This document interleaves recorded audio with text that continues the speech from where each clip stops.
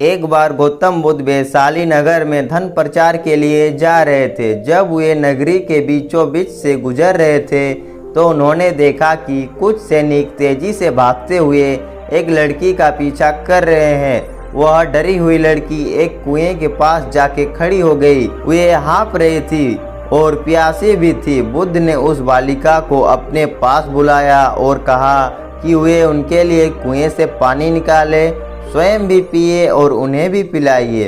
इतनी देर में सैनिक भी वहां पहुंच गए।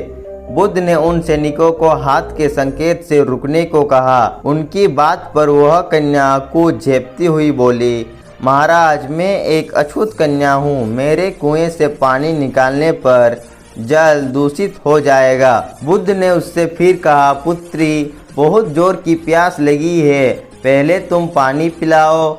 इतने में वैशाली के राजा भी वहां आ गए। उन्होंने बुद्ध को नमन किया और सोने के बर्तन में केवड़े और गुलाब के सुगंधित पानी पीने के लिए पेश किया, लेकिन बुद्ध ने उसे लेने से इनकार कर दिया।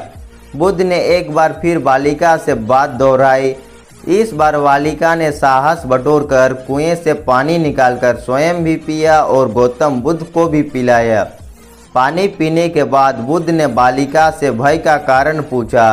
कन्या ने बताया, मुझे संयोग से राजा के दरबार में गाने का अवसर मिला था। राजा ने मेरा गीत सुनकर मुझे अपने गले की माला पुरस्कार में दी, लेकिन उन्हें किसी ने बताया कि मैं एक अछूत कन्या हूँ। ये जानते ही उन्होंने अपने सैनिकों को मुझे कैद खाने में डाल देने का आदेश दिया।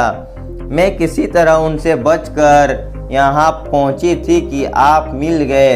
इस पर बुद्ध ने कहा, सुनो राजन, मैं चाहता हूँ कि आप मेरे इस बात को हमेशा याद रखें कि किसी भी इंसान की पहचान उसके धर्म या जाति से नहीं बल्कि उनके गुणों और कर्मों से होती है। जिस बालिका के मधुर कंठ से निकला मधुर गीत का आपने आनंद उठाया, उसे पुरस्कार दिया। जिसके कार्य इतने अच्छे हैं वे अछूत हो ही नहीं सकती। यहाँ पर नीची सोच और छोटे कार्य करके अछूत होने का परिचय तो आपने दिया है, इसलिए मेरी नज़रों में यह कन्या नहीं बल्कि आप अछूत है।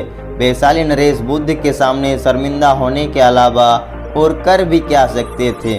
उन्होंने बुद्ध से क्षमा मांगी और वहाँ से चले गए। तो मित्रों, इस कहानी की शिक्षा यह है कि कोई भी इंसान अपने कार्यों और विचारों से बड़ा बनता है, ना कि अपने धर्म या जाति से।